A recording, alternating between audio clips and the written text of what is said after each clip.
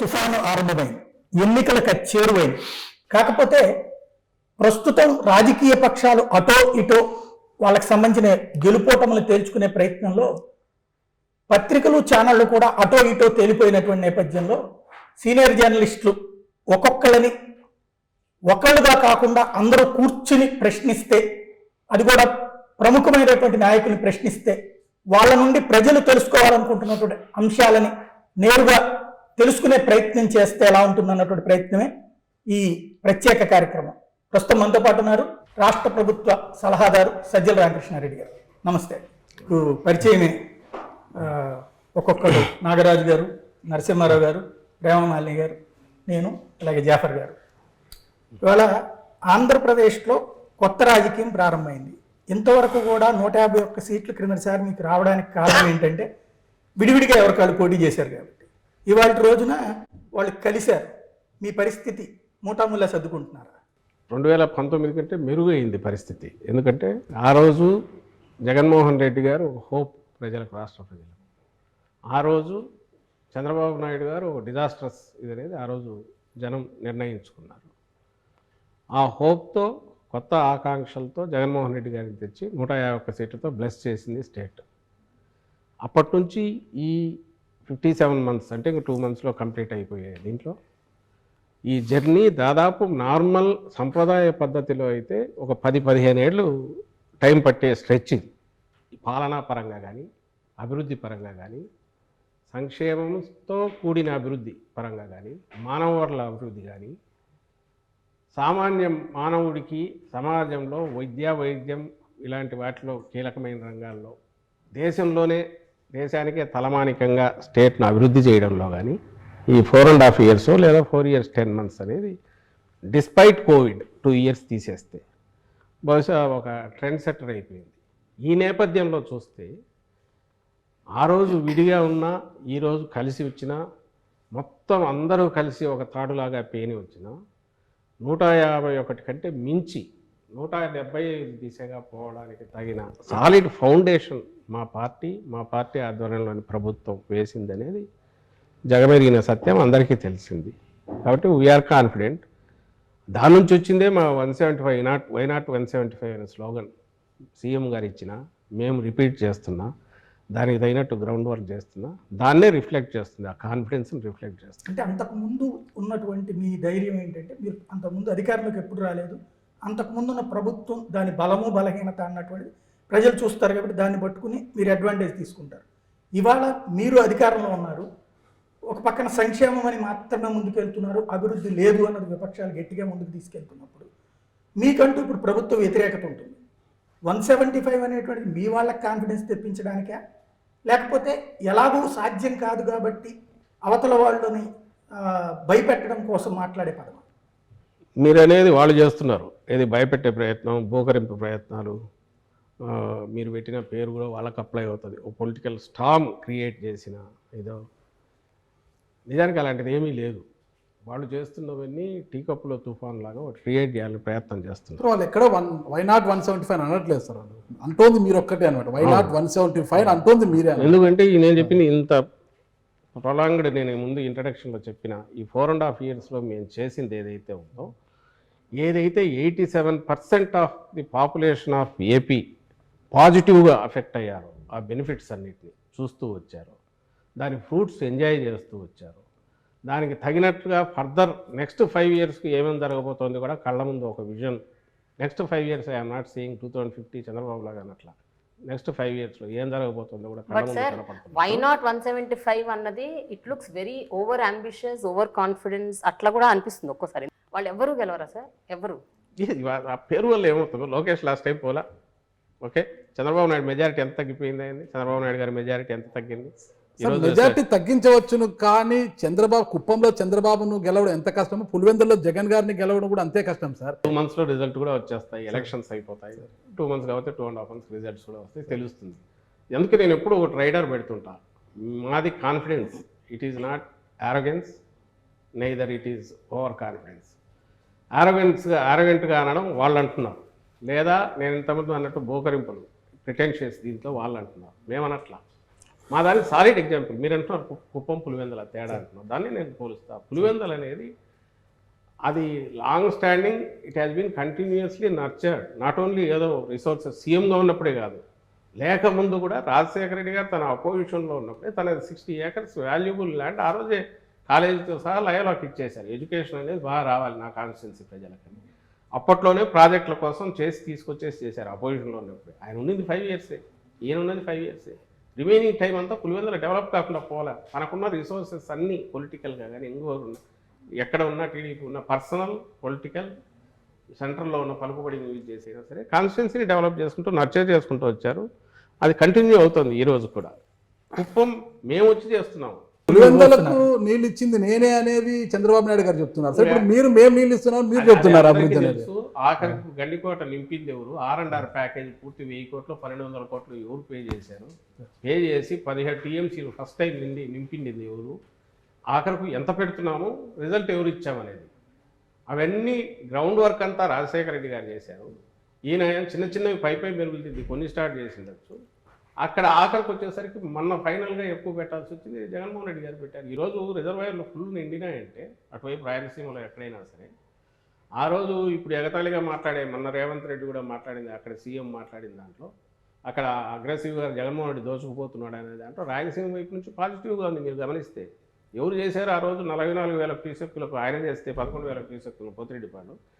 ఈయన దాన్ని 2 పైగా పెంచి కాలువలు వెడల్పు చేసి, ఎందుకంటే వరద టైంలో మాత్రమే మనం పట్టుకోగలం నీళ్లు కాబట్టి వరద టైంలో వీలైనన్ని వాటర్ తీసుకునే ప్రయత్నం చేస్తున్నారు. మీరు సాధించాము అంటే సాధిద్దాము అనుకోవడము లేదా కాన్ఫిడెన్స్ ఒక ఎత్తు. ఇప్పుడు ఉన్నటువంటి అనుమానం ఏంటంటే 175 గెలవాలి అంటే ఎదుటి వాళ్ళకి అంటే నేను ఈవీఎం మేనేజ్మెంట్ అని చెప్పను కానీ లేదంటే బెదిరింపులో వాళ్ళని చేయనివ్వనటువంటి తరహా వ్యవహారాలు ఏమైనా జరగబోతున్నాయి ఆంధ్ర? ఇప్పుడు ఫస్ట్ ఇవన్నీ నేను డినై చేస్తున్నాను ఏది మీరైతే అన్న దాంట్లో. కానీ ఏ కాన్ఫిడెన్స్ ఎక్కడి నుంచి వస్తుందంటే నేను ఇంతకుముందు అన్నదే, ఈ రాష్ట్రంలో ఉన్న వాళ్ళందరిలో నేను ఇంతకుముందు అన్నట్టు 87% of population directly they are enjoying, అన్ని రకాల ఫ్రూట్స్ ఎంజాయ్ చేస్తున్నారు. వాళ్ళ బతుకులు మారిపోయినాయి, పాజిటివ్గా టర్న్ అయినాయి, వాళ్ళ పర్చేజింగ్ కెపాసిటీ పెరిగింది. వీటన్నిటి వల్ల వచ్చిన కాన్ఫిడెన్స్. అలాగే లోకల్ బాడీస్లో మా పార్టీ పుట్టక ముందే 2014 ముందు అన్నిట్లో మేము ఫైట్ చేసాము. ఎవరు ఫైట్ చేయొద్దన్నారు? చంద్రబాబు నాయుడు గారిని ఫైట్ చేసి ఎందుకు నిలబడలేకపోయారు? జగన్మోహన్ రెడ్డి గారి కుటుంబ సభ్యులు కూడా జగన్మోహన్ రెడ్డి గారు ఓడిపోతారని చెప్తున్నారు. కుటుంబ సభ్యులు అప్పట్లో వివేకానందరెడ్డి గారు బయటకు పోయినప్పుడు ఆ రోజు కుటుంబ సభ్యులు బయటకు వెళ్ళింది. ఈరోజు షర్మిలమ్మ బయటకు వెళ్తే ఆమె కుటుంబ సభ్యురాలుగానే బయటకు వెళ్ళారు. వెళ్ళిన తర్వాత రాజకీయంగా ఒక లైన్ తీసుకున్నాక ఈరోజు అందులోనే ఒక పార్టీ, ఒక కాంగ్రెస్ పార్టీ నాయకురాలుగా ఇక్కడికి వచ్చారు. లైన్ తీసుకున్న పర్పస్ ఇక్కడ ప్రజలకు అన్యాయం జరుగుతుంది, ప్రజల కోసం నిలబడతా అనేది కదా. అవి అట్లయితే చంద్రబాబు చెప్పేవని నిజాలు కావాలా? మనం పులివెందులు చెప్పేవని నిజాలు కావాలా? మనం మాట్లాడిందే నిజమైతే అట్లాంటప్పుడు చంద్రబాబు నాయుడు మించిన వాళ్ళు ఎవరు ఉంటారు? మన మాటలే నిజం అనుకుంటే, మనం ఎంత గట్టిగా మాట్లాడితే అది నిజం అవుతుంది అనుకుంటే, చంద్రబాబు నాయుడు నుంచి గట్టిగా అరవగలిగిన వాళ్ళు ఎవరు? ఆ గొంతును 10,000 రెట్లు పెంచి వినిపించగలిగిన ఆ మీడియాని తట్టుకునే శక్తి పదే వాళ్ళు పంప్ చేస్తుంది ఏంటంటే సొంత చెల్లిని కాపాడలేకపోయారు, సొంత చెల్లిని కన్విన్స్ చేయలేకపోయారు, సొంత చెల్లి ఆయన డెవలప్మెంట్ చేస్తుంది అని బిలీవ్ చేయట్లేదు. రాష్ట్ర ప్రజలు ఎందుకు బిలీవ్ చేయాలి, ఎలా బిలీవ్ చేయాలి? అది ఎవరు అడగాల్సింది? మీరు అడిగితే బాగానే ఉంటుంది. చంద్రబాబు నాయుడు అది అడగాల్సిన అవసరం లేదు. ఆయన స్ట్రైట్ ఒకటే 14-19 మధ్య ఇది చేశానని చెప్పచ్చు, ఈరోజు మళ్ళీ మేము వస్తే ఇది చేస్తామని చెప్పచ్చు. లేదా 14-19 మధ్య నేను ఇది చేసినది ఈయన తీసేశాడు, నేను వచ్చి ఇంతకంటే చేస్తానని చెప్పచ్చు. ఆయన అనట్లా. ఆయన చూపించాల్సింది ఎక్కడ ఆయన ఫెయిల్యూర్ కనపడతానంటే, ఆయన ఇదిగో మీ చెల్లెలకు చేయలే స్టేట్కి ఏం చేస్తామంటున్నారు. అది మీరు అడిగితే బాగుంటుంది, ఒక కామన్ మ్యాన్ అడిగితే బాగుంటుంది, సమాధానం ఇస్తాం. ఆయన పొలిటీషియన్, అందులోనూ 14 ఏళ్ళు సీఎంగా ఉన్న వ్యక్తి, ఓ పార్టీ అధ్యక్షుడు. 95లో ఏ రీతిలో అయినా సరే వాళ్ళ మామని దించి ఇంకో పద్ధతిలో వచ్చి అప్పటి నుంచి కబ్జా చేసిన పార్టీ కావచ్చు, ఏదైనా కావచ్చు, తనే అధ్యక్షుడిగా కొనసాగుతున్నారు. ఆయనకు చెప్పడానికి ఏం లేదా? ఆయన ఈ మాట అనవేంది? ఇంట్లో వాళ్ళు ఇంకోటో రకరకాల కారణాల వల్ల ఒక్కొక్క లైన్. నేను చంద్రబాబు నాయుడు గారు అన్నది చెప్పట్లా, షర్మిల గారు క్లెయిమ్ చేస్తున్నారు. అవును, ఆమె అన్నది మాటలు రిపీట్ చేస్తుంది. చిలక పలుకుల్లాగా చంద్రబాబు నాయుడు గారి స్క్రిప్ట్ రాయిస్తే అది మాట్లాడుతున్నారు. కుటుంబ సభ్యుల నుంచే ఆయనకి ఇబ్బందికర పరిస్థితులు తలెత్తుతున్నాయి కదా. ఒక పద్మవ్యూహంలో ఉన్నట్టుంది ఈ రోజు జగన్మోహన్ రెడ్డి. ఇవన్నీ చిన్న దూదిపింజల్లాగా అట్లా క్రియేట్ చేసిన మేఘాలు లాంటివి పక్కకు పాసింగ్ క్లౌడ్స్ వస్తున్నాయి పోతున్నాయి. క్లియర్ చేసిన వాళ్ళు వాళ్ళ దీంట్లోనే మీరు టోన్ చూడండి. ఈరోజు మాట్లాడట్లేదు, ఎప్పుడు ఏది కావాలనో దానికి ఆర్కెస్ట్రాలో తీసినట్టు అది తీస్తున్నారు, దడదడ కొడుతున్నారు. మేము చేసింది చెప్పుకునే పరిస్థితి లేకుండా డిఫెన్స్లో రిప్లై ఇచ్చే పరిస్థితి క్రియేట్ చేయాలని వాళ్ళు చేస్తున్న దాంట్లో మీరు కూడా అవే తీసుకొచ్చేసి మమ్మల్ని అంటే అడుగుతున్నారు. ఇక్కడ సార్ ఒకటి సాయి గారు సార్ ఇది కాస్త ఓపెన్ గా మాట్లాడుకున్నాం సార్. ఇది రా అన్ఫిల్టర్డ్ దీని పేరు నేను సార్. క్లోజ్ గా సమాధానం ఇస్తున్నాను. అంటే ఏ ప్రశ్న కూడా అడగడానికి ఆ స్వేచ్ఛ మీరు తప్పకుండా. ఇచ్చారు చెప్పారు కాబట్టి కొంచెం ఓపెన్ గా మాట్లాడుకుంటాం సార్. 151 మంది ఎమ్మెల్యేలు గెలిచారు సార్. ఈ 151 మంది ఎమ్మెల్యేలకు అవసరమైనప్పుడల్లా సీఎం అపాయింట్మెంట్ దొరుకుతుందా సార్? కాస్త మనసు మీద చేపెట్టుకుని చెప్పండి సార్ ఆ విషయం. ఎన్నిసార్లు ఈ 5 years లో 151 మందికి కూడా అపాయింట్మెంట్ దొరికింది, ఇన్నిసార్లు దొరికింది అని చెప్పడానికి?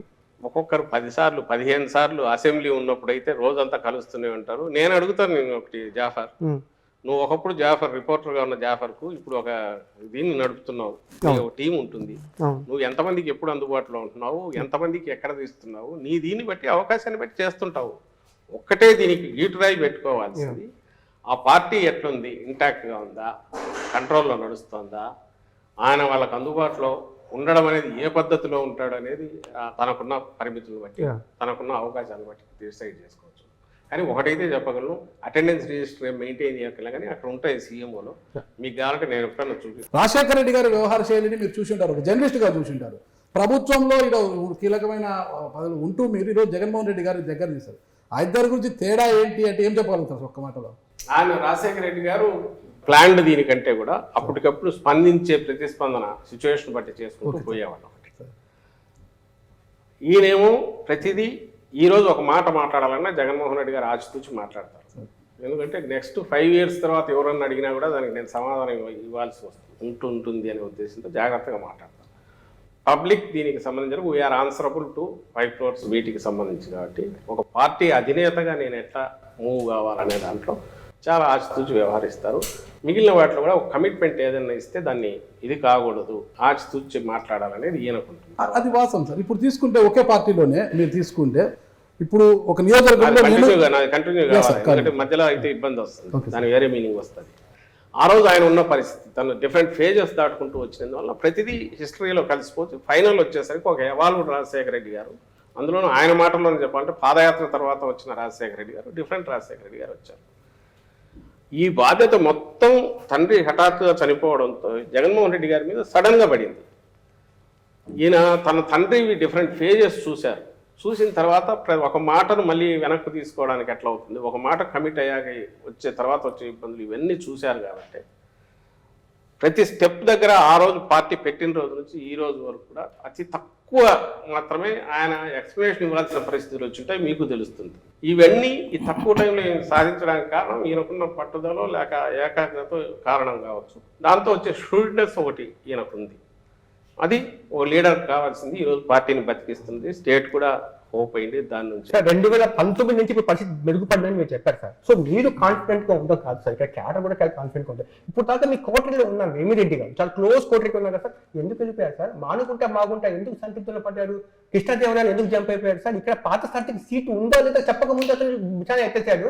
ఇవన్నీ కాన్ఫిడెన్స్ లేక దగ్గర బాలశౌరి గారు కూడా దూరం అయిపోయారు. బాలశౌరి అంటే క్లోజ్ కోటరీలో ఉన్నవాడు జగన్మోహన్ రెడ్డికి ఆత్మ నేనే అంటే బయటకు చెప్పుకున్న బాలశౌరి వాళ్ళు సార్ అంతేకాదు సార్, ఎమ్మెల్యేలు వెళ్ళడం పర్లేదు సార్, ఎంపీ అనే ఒక వ్యక్తి సిట్టింగ్ ఎంపీలు వెళ్ళిపోతే అది మొత్తం ఆ కాన్స్టిట్యూన్సీలో ఉన్న 10-12 మిగతా అసెంబ్లీ నియోజకవర్గాల మీద కూడా ఇంపాక్ట్ చూపించే ప్రమాదం ఉంది. ఇలా 4 ఎంపీలు దాదాపు 4 సిట్టింగ్ ఎంపీస్ హ్యావ్ జస్ట్ మీరు అనేది అంత ఎనీ పొలిటికల్ పార్టీ అది నాది కావచ్చు ఇంకోటి కావచ్చు స్టాటిక్గా ఉంటుంది అని అనుకుంటే అది ఒక ప్రమేయం అవుతుంది. ఉండాలని కోరుకోవడం కూడా కరెక్ట్ కాదు. ఒకటి ఫస్ట్ పాయింట్. బట్ ఇది పెద్ద జోల్ట్ కాదా సార్? ఏం కాదు, వాళ్ళకు జోల్ట్ అవుతుంది. ఎవరైతే దీన్ని ఇదే అయ్యారో జోల్ట్ వాళ్ళకు జోల్ట్ అవుతుంది. పార్టీ అనేది స్థిరంగా ఉంది. పార్టీ ఈ ఓటు ఈరోజు ఉండే ఇప్పుడున్న పరిస్థితిలో ఈ పార్టీకి చూసేది ప్రతి ఒక్కరు జగన్మోహన్ రెడ్డి గారిని చూస్తున్నారు, ఆయన విధానాలు చూస్తున్నారు. వైఎస్ఆర్సీపీ అంటే నన్నదర్ దాన్ జగన్మోహన్ రెడ్డి గారు చూస్తున్నారు. ఆయన సెలెక్ట్ చేసి ఆయన ఎంపిక చేసే ప్రక్రియలో పూర్తి డెమోక్రటిక్గా అక్కడ ఏరియా అవసరాలను పొలిటికల్ వీటిని దృష్టిలో పెట్టుకొని చేస్తున్న క్యాండిడేట్స్ ఉన్నారో వాళ్ళు గెలుస్తారు. ఎవరైతే ఈ జర్నీలో కొత్తగా వచ్చేవాళ్ళు కావచ్చు, ఉన్న వాళ్ళను ఎవరైనా మేము మార్చాల్సినప్పుడు వాళ్ళు హర్ట్ అయ్యి కొంత డెసిషన్స్ తీసుకోవచ్చు. అల్టిమేట్గా ఈ రెండు any political party cannot be A static one.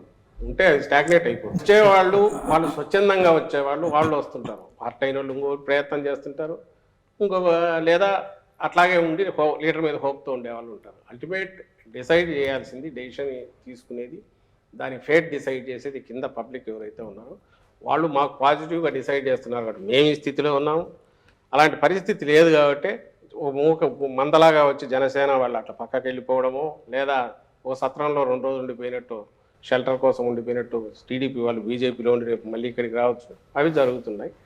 అలాగే ఇప్పుడు వాళ్ళు టికెట్లు చేస్తున్నప్పుడు అక్కడ కూడా ఇలాంటి జరిగే అవకాశం ఉంటుంది. ఆల్రెడీ మా డోర్ నాక్ చేస్తున్నారు, ఫోన్లు వస్తున్నాయి, మేము వస్తామని. వాళ్ళని అందరినీ ఎక్కడ అకామిడేట్ చేయలేము కాబట్టి మేము కూడా పెద్దంత రిలక్టెంట్గా ఉన్నాం. మా కాన్ఫిడెన్స్ వచ్చేది వీటన్నిటి నుంచి. వీఆర్ నాట్ నీజర్ రియాక్షన్స్ మా దగ్గర ఉండవు. మీరు ప్రజా అవసరాలు సలహాదారు, ప్రభుత్వానికి ఒక సలహాదారు, ప్రజా అవసరాలు, పార్టీకి అయితే ప్రధాన కార్యదర్శి అనుకుంటారు. ఇప్పుడు ప్రభుత్వం తీసుకునే ప్రతి విధానపరమైన అంశాల్లో కావచ్చు, ప్రభుత్వ అంశాల్లో కావచ్చు, మీరు ఎక్కువ ఫోకస్ అవుతుంటారు, ప్రతిదీ మీరే అడ్రస్ చేస్తుంటారు అనమాట. అంతగా ఇంట్రెస్ట్ ఉంటే ఒక ఎమ్మెల్సీ తీసుకొని మంత్రి పదవి తీసుకొని కూర్చోవచ్చు కదా.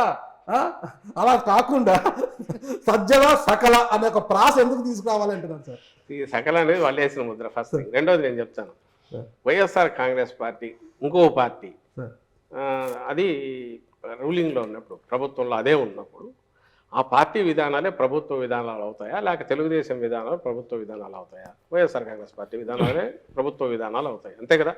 ఒక పార్టీ నాయకుడిగా, సీనియర్ నాయకులుగా ఉన్న వాళ్ళము, ఫస్ట్ నుంచి ఉన్న వాళ్ళు, విధానాల గురించి తెలిసిన వాళ్ళు, వాటిని ఎక్స్ప్లెయిన్ చేసినప్పుడు దే ఆర్ అథారిటేటివ్. అది మేము కావచ్చు, ఒకవేళ ఈరోజు బొత్స సత్యనారాయణ గారు మినిస్టర్ కాకపోయినా ఆయన మాట్లాడినా, లేదా ధర్మాన ప్రసాదరావు గారు మినిస్టర్ కాకపోయినా ఆయన మాట్లాడినా, పెద్దిరెడ్డి గారు మినిస్టర్ కాకపోయినా ఆయన మాట్లాడినా, ఎందుకు వస్తుందంటే వాళ్ళ లెవెల్ ఆఫ్ మెచ్యూరిటీ, లేదా పార్టీతో ఉన్న అసోసియేషను, పార్టీ విధానాల పట్ల స్పష్టత, ఎక్స్ప్రెస్ చేయగలిగిన వీటిని బట్టి వస్తే అవి దే గెట్ ఇంపార్టెన్స్. అవి ప్రభుత్వ పాలసీలు, మావి కాక వేరే పాలసీలు, టీడీపీ పాలసీలు. ప్రోటోకాల్ ప్రకారం ఐఎమ్ నోబడి.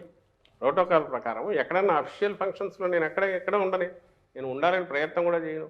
నేను పార్టీ ప్రోగ్రాంలో ఉంటాను, పార్టీ విధానాలు, ప్రభుత్వ విధానాలు అయిన చోట మాట్లాడతాను. ఫస్ట్ మీరు గమనించాల్సింది ఏంటంటే 10 yearsలో ఒక పార్టీని స్ట్రాంగెస్ట్ పార్టీగా నిలబెట్టి, ప్రభుత్వం సీట్ల పరంగా ప్రజలు ఇచ్చిన బ్లెస్సింగ్ ఏదైతే 151, అది మామూలు బర్డన్, బరువు కాదు. అది పవర్ ఎంతనో బరువు కూడా అంతే. 101 సీట్లు గెలిపించారంటే ఎంటైర్ స్టేట్ అంత హోప్స్ పెట్టుకుందని, వీటిని డెలివర్ చేయడానికి ఆయన రౌండ్ ది క్లాక్ ఫోకస్ పెట్టి పని చేయకుండా అయితే అసాధ్యం.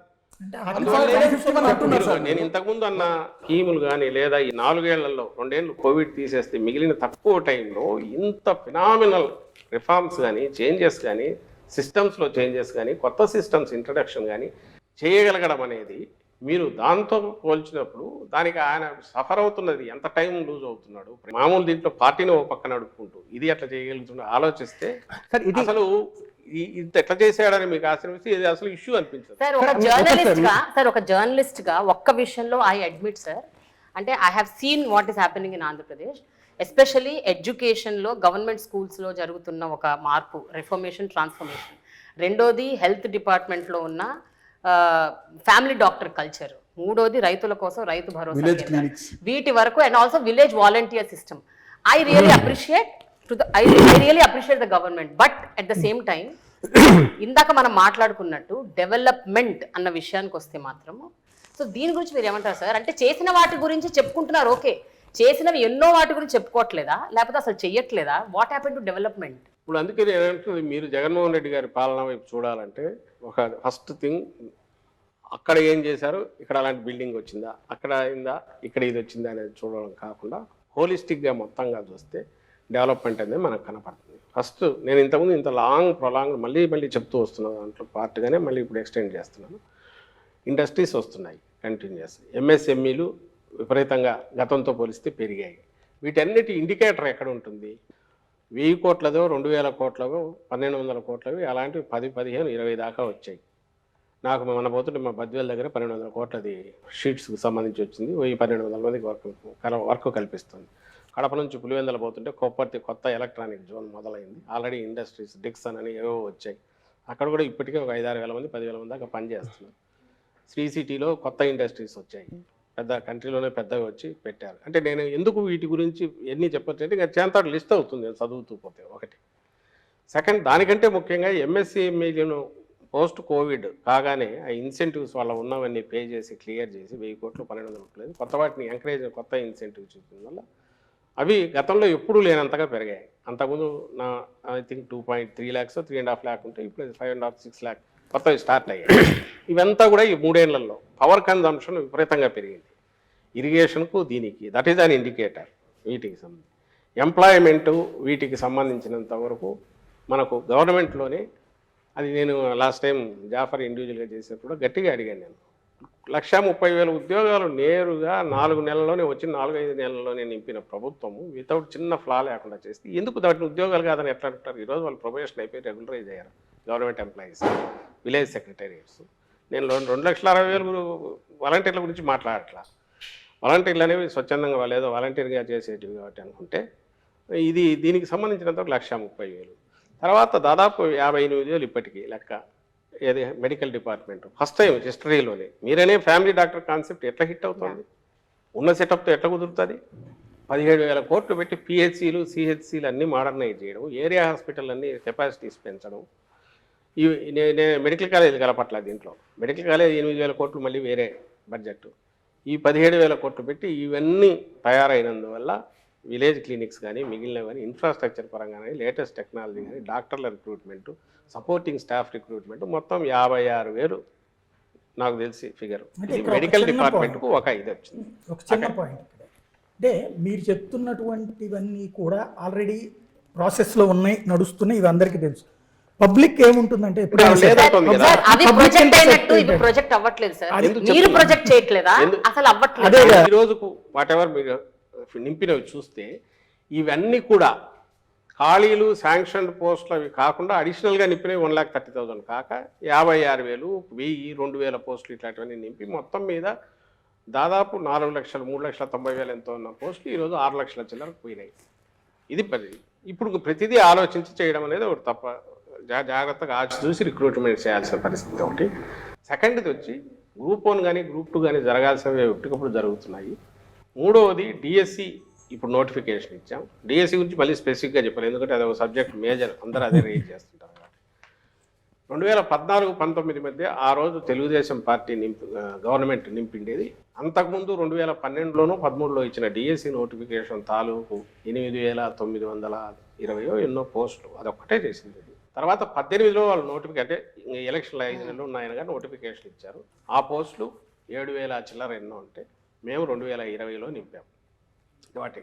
అది దాంతోపాటు 2008 డిఎస్సి, 1998 డిఎస్సి, ఈ రెండు అప్పటి నుంచి ప్రొలాంగ్డ్ లీగల్గా వాళ్ళు అన్ని రకాలుగా చేస్తున్న వాళ్ళ సఫరింగ్ తీర్చాం. అది ఒక 7,000 పోస్టులు, మొత్తం 14,000. ఇప్పుడు లేటెస్ట్ మళ్ళీ 6,100కు ఇచ్చాం. 6,100కి ఇప్పుడు ఇచ్చాం. అంటే 20,000 మేం చేసింది. ఇది ఫిగర్స్. మీరు వీటిని మళ్ళీ పక్కకు తోసి ఉద్యోగాలు ఎక్కడ 1,30,000 మేము ఉద్యోగాలు అనుకోము. అల్టిమేట్గా ఈ రోజు అందుకే మీరు అన్న వాటిలో రైడర్స్ పెట్టి మాట్లాడుతున్నారు. ఎన్నికలు సమీపిస్తున్న సమయంలో డిఎస్సి షెడ్యూల్లోగా పూర్తి చేస్తారా? వాళ్ళు అది చేయలేదు కదబ్బా. నేను అనేది ఇప్పుడు ఇద్దరం పోటీ పడుతున్నాం ఇక్కడ. చంద్రబాబు నాయుడు జగన్మోహన్ రెడ్డి గారు అనేది తేలాలి. చంద్రబాబు నాయుడు గారా జగన్మోహన్ రెడ్డి గారా రేపు సీఎం అనేది స్టేట్ అదే. ఓట్ బ్యాంక్ రాజకీయం కాదంటే వేరే ఎవరైనా ఉన్నారా? వీళ్ళిద్దరిలోనేనా? పవన్ కళ్యాణ్ వీళ్ళిద్దరిలో పవన్ కళ్యాణ్ సీఎం చెప్పలేదు కూటమిగా ఆయన సీఎం క్యాండిడేట్ ఎవరైనా అనౌన్స్ చేశారా? లేదండి. అంటే కూటమిలో ఆయనకి ఇచ్చేది 24 స్థానాలు. మీరు చేయాల్సింది ఏంటంటే పెద్ద గీత చిన్న గీత పోల్చినప్పుడు ఒకవేళ మేము మాట్లాడేవి చాలా పెద్ద మాటలు మాట్లాడుతున్నాం అనుకుంటే కంపేరబుల్స్ తీసుకుని కంపేర్ చేయండి. ఆ రోజు ఎన్ని డిఎస్సి ఇచ్చాడు, ఈ రోజు మా బడ్జెట్ 54,000 కోట్లు ఉన్న మేము వచ్చేటప్పుడున్నది శాలరీ బడ్జెట్, వేజ్, ఎంప్లాయీస్ వీటికి సంబంధించిన అన్ని రకాల వాళ్ళకి 90,000కు దాదాపు పోయింది. ఇప్పుడు ఇది వీఆర్ నాట్ బ్లేమింగ్ ఎనీబడి. ఆయన ఎవరిని అనట్లా, కానీ ఇట్స్ ద రియాలిటీ. ఇన్ టైంలో పే చేయాల్సినవి ఉద్యోగికి వాళ్ళకి ఫుడ్ దొరికేదే దాంతో, అంటే వాళ్ళ పిల్లల చదువులకు అయ్యి దెబ్బతీస్తున్నారు. ఖచ్చితంగా అవే బకాయిలు ఎక్కడికి పోయేవి కాదు, ఇవ్వకుండా ఎగ్గొట్టేవి కాదు, తప్పించుకోలేము కూడా.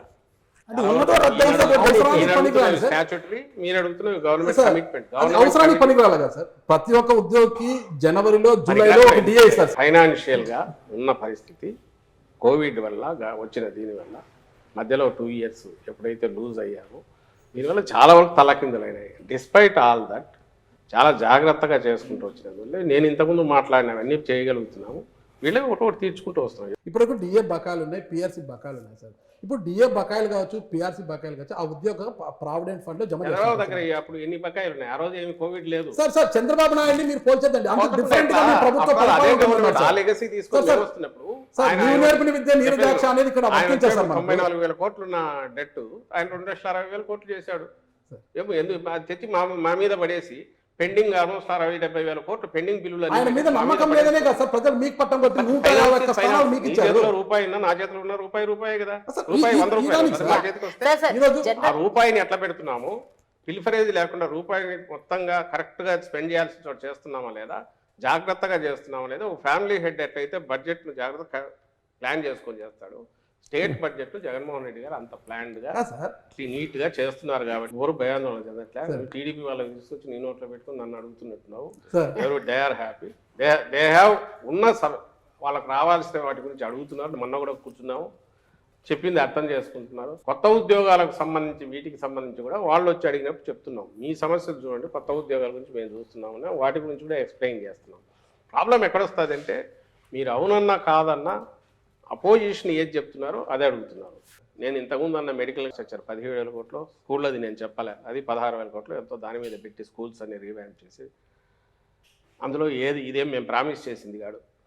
సారు ఆయన సీఎం గారు ఆ రోజు మా గౌరవ ముఖ్యమంత్రి గారు ప్రతిపక్ష నాయకుడు గాను వైఎస్ఆర్సీపీ అధ్యక్షుడు గాను మేనిఫెస్టో రిలీజ్ చేసినప్పుడు చెప్తే అమ్మఒడి మాత్రమే అది ఇచ్చి మేము కామ్గా ఉంటే ఇవన్నీ ఏం వచ్చేవి కాదు. డిస్పైట్ కోవిడ్ ఈ 17,000 కోట్లు ఒకటి చాలు మొత్తం తీర్చేయడానికి, అన్నీ తీర్చేసి హ్యాపీగా ఉంచవచ్చు. మా ప్రియారిటీస్లో జగన్మోహన్ రెడ్డి గారి ప్రియారిటీస్ వచ్చిన అవకాశం 5 ఏళ్ళు ఇచ్చిన అవకాశంలో మ్యాక్సిమం ఒక డ్రైవర్ అంటే పుష్ను ఇవ్వాలి, బేస్ వేయాలనుకున్నారు, అది వేశారు. దాన్ని మీరు అంటున్న ఉద్యోగులు కూడా అప్రిషియేట్ చేస్తున్నారు. అందుకే వాళ్ళు ఏమంటారు, సార్ అది బ్రహ్మాండంగా చేస్తున్నారు, దాంతోపాటు ఇది కూడా ఇస్తే బాగుండేది అంటున్నారు తప్ప మీరంతా బాగా జల్సాగా ఉన్నారు సార్, ఆ పవర్ ఎంజాయ్ చేస్తున్నారు, మమ్మల్ని ఎందుకు పట్టించుకోవట్లని ఎవరన్నట్లా. వాళ్ళకు బాధ ఉంది, వాళ్ళ వేదన చెప్తున్నారు. కోపం ఎందుకు లేదు అంటే జగన్మోహన్ రెడ్డి గారు ఆయన ఖాళీగా కూర్చోలే, మీరు అన్నట్టు అందరినీ వదిలేసి విలాసాలకు ఎక్కడో తిరగట్లా, ఏదో ప్రైవేట్ లైఫ్లో ఎక్కడా లేరు. ఆయన పూర్తి పబ్లిక్ మీద ఫోకస్ పెట్టారు. అండ్ పూరెస్ట్ అమాంగ్ పూర్ను ఎట్లా వాళ్ళని పైకి తీసుకురావాలని ట్రై చేస్తున్నారు. వాళ్ళు పైకి వస్తున్నారు, కళ్ళ ముందు కనపడుతుంది. పర్చేజింగ్ కెపాసిటీ పెరిగి ఈరోజు ఎకానమీకి ఏ డ్రైవర్ పనిచేస్తుంది, మనది అగ్రెసివ్ దీంట్లోకి 6% ఉండేది 11%కి ఈరోజు పోయిందంటే గ్రోత్ రేటు. ఎక్కడి నుంచి వచ్చింది ఇదంతా? ఎక్కడి నుంచి వచ్చిందంటే నేను మొన్న అంతా చెప్తూ వచ్చాను, మీకు చెప్తాను. Each ward secretary, village secretary, ఒక సెక్రటేరియట్ అంటే 2,000 మంది పాపులేషన్, 2,000-2,500 చోట మినిమం అంటే 22 నుంచి 27 కోట్లు గత 4 ఏళ్లలో అక్కడికి వెళ్ళింది. ఏదో రకరకాల డీబీటీ కావచ్చు, లేదా అక్కడ వర్క్స్ జరిగిండొచ్చు. అంటే అంత లిమిటెడ్ దాంట్లో 30 కోట్లు అక్కడికి వెళ్ళే, ఆ 30 కోట్లు మళ్ళీ అక్కడే జనరేట్ అయ్యి ఖర్చు పెడుతుంటే దాంట్లోనే ఎకానమీ గ్రోత్ కూడా స్కోప్ ఇచ్చింది. ఇది అర్థం చేసుకోకపోతే మీరు వీటన్నిటికి నేను చెప్పలేము. ఐఏఎస్ల డబ్బులు కూడా కాజేసింది ఈ ప్రభుత్వం అనేది ఒక ప్రధానమైన వార్త సార్. నిజంగా ఆరోపణ. రామోజీరావు పక్కన కూడా ఇంకోటి ఏదో పెద్దది రాశాడు, రాక్షసుల మాదిరి జగన్మోహన్ అదే సార్ మద్యంతో కార్యాలయాలు పాడవుతాయి. సార్ ఆయన సితార హోటల్ అది నాన్ డిబేటబుల్ సార్, ఎందుకంటే మద్యం బాటల మీద ఉంటుంది, ఎంత ఖరీదైన బాటలు. ఈ చోజ్ లైన్ తెలుగుదేశం పార్టీ కరపత్రం లాగా తయారైన రామోజీరావు రాసే వాటన్నిటికి సంబంధించి ఈ రోజు కూడా ఫ్యాక్ట్ చెక్ అని మా వాళ్ళు ఇస్తున్నారు. ఇది ఒకటి పెట్టుకోవాల్సి వచ్చింది, రోజు ఫ్యాక్ట్ చెక్ అని ఇస్తున్నారు గవర్నమెంట్. ఇక్కడ ప్రశ్న సార్, మీరు చాలా గొప్పగా పాలిస్తున్నాము గవర్నమెంట్ అంటున్నారు, కానీ ఎలా కమ్యూనికేట్ అయింది నాకు తెలియదు. ఎందుకంటే వెరీ ఫ్యూ మెంబర్స్ మాట్లాడుతున్నారు sir on behalf of government. మీరు మాట్లాడుతున్న 5 కూడా వాళ్ళు పొలిటికల్ గా ఒక విమర్శకు ఇంకో ఆరోపణకు పెట్టారులా మాట్లాడడం, కానీ ఇంత గొప్పగా మనం స్ట్రగుల్ పెడుతున్నాము, స్ట్రగుల్ చేస్తున్నాము, ఇంత గొప్పగా పాలిస్తున్నాము అన్న సంగతి, ఆ స్ట్రగుల్ అనేది ఇంకా జనాలు తెలియలేదు సార్. ఇది ఫస్ట్ టైం చాలా మంచి అప్రిషియేట్ చేయాల్సింది ఏంటంటే ఇలా ఓపెన్ గా ఏమైనా అడగొచ్చు అని చెప్పి ఈ ప్రయత్నం ఒక 1 year బ్యాక్ వచ్చి ఉంటే ఇంకా బాగుంటుంది యాక్చువల్గా. ఎందుకంటే ప్రభుత్వం ఇంత స్ట్రగుల్ పడుతుంది. ఇందాక మీరు మాట అన్నారు సార్, ఏంటంటే మనకు ఉండే లిమిటెడ్ సోర్స్లో దానికి నీడీ పీపుల్స్కి మనం ఖర్చు పెట్టుకుంటూ పోతున్నాం అని అంతా, ఇంకా మిగతా చోట సెకండ్ ఫేజ్లో వాళ్ళు ఖర్చు పెడతాం అని చెప్పారు. సార్ గొప్ప మాట యాక్చువల్గా. కానీ అది మీరు చెప్పకపోవడం వల్ల ఇప్పటి వరకు ఏమనుకుందంటే ఇది కేవలము బటన్ నొక్కడానికి పరిమితం చేస్తాం, వచ్చిన బడ్జెట్ అంతా ఇది సర్ప్లస్ బడ్జెట్ ఉంది ఇక్కడ అని కూడా ఒక రకంగా అంటుంది. ప్లీజ్, ఇది చాలా ఇంపార్టెంట్ ప్రశ్న ఇది. ఫస్ట్ వచ్చి మిగిలిన నాయకుల గురించి కూడా వాళ్ళు ఎందుకు ఇది చెప్పలేదన్నారు, అది తప్పు. ఎందుకు చేయట్లేదు నేను ఇంతకుముందు అన్న ఆన్సర్ అది బ్రీఫ్గా చెప్తాను. చంద్రబాబు నాయుడు గారు ఆయన స్ట్రాటజిక్ కానీ మేము చేస్తున్న డెవలప్మెంట్ మీద మేము చెప్పాలనుకున్న విషయాలు చెప్పకుండా ఒక డస్ట్ దుమ్మెత్తిపోసి వాటికి మేము ఆన్సర్ ఇచ్చుకోవాల్సిన పరిస్థితి క్రియేట్ చేస్తున్నారు. మీ క్వశ్చన్లో కూడా ఆ క్వశ్చన్లే ఆయన రైజ్ చేసే ఆరోపణలే ఎక్కువ వస్తుంటాయి. ఎందుకు వస్తాయంటే వాళ్ళ శక్తి ఆ మీడియా పుష్ కానివ్వండి, వాళ్ళు ప్రచారం చేయగలిగిన లక్షణం వాళ్ళకు ఉన్నది.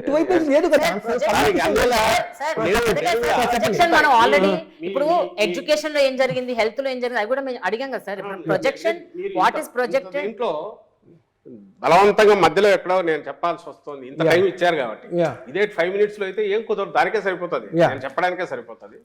సో అదొక కారణం.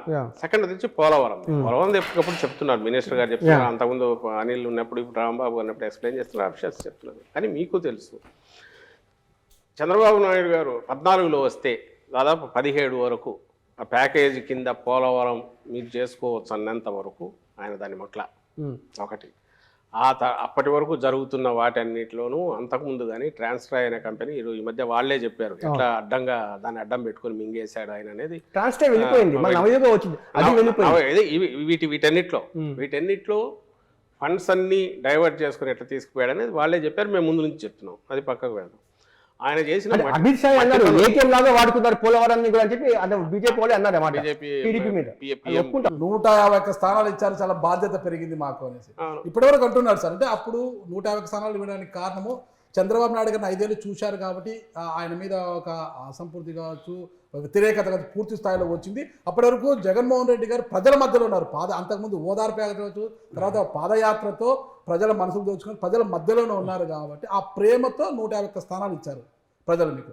ఆ 151 స్థానాలు ఇప్పుడు నిలబెట్టుకోవడానికి 170 పక్కన పెడదాం, ఉన్న 151 స్థానాలు నిలబెట్టుకోవడానికి ప్రధానంగా మీకు అనుకూలించే అంశాలు అన్ని రంగాల నుంచి ఏమున్నాయంటారు సార్? ఆ రోజు ప్రజల మధ్య ఉన్నారు, ఇప్పుడు ప్రజల హృదయాల్లో ఉన్నారు నేరుగా. ఎలా ఉన్నారు మొత్తంగా మీరనే వాటి వల్లే మొత్తం హోలిస్టిక్ అప్రోచ్ వల్ల ప్రతి పేద కుటుంబాన్ని వాళ్ళ జీవితాన్ని టచ్ చేశారు. దేని రకంగా అంటే మౌలికంగా వాళ్ళకు కావాల్సిన అవసరాలన్నీ కూడా ఏదైతే అత్యంత కాస్ట్లీనో విద్య, వైద్యం, తర్వాత మనకు అగ్రికల్చర్ అనేది కోర్ 60-70% దాకా దాని మీద డిపెండ్ అయ్యింది. ఈ మూడింటిని ప్రియారిటీ మీద అడ్రస్ చేశారు. ఇంతకుముందు మీ క్వశ్చన్లోనే వచ్చినట్టు హెల్త్ అనేది ఈరోజు ఒకప్పుడు ఫ్యామిలీ డాక్టర్ అంటే ఉన్న వాళ్ళకి ఇంటికి వచ్చి చూడడం అనేది ఒక లగ్జరీ. డిస్పైట్ దట్ మళ్ళీ కావాలంటే నేను అపోలోకు అక్కడికి వెళ్ళాలి.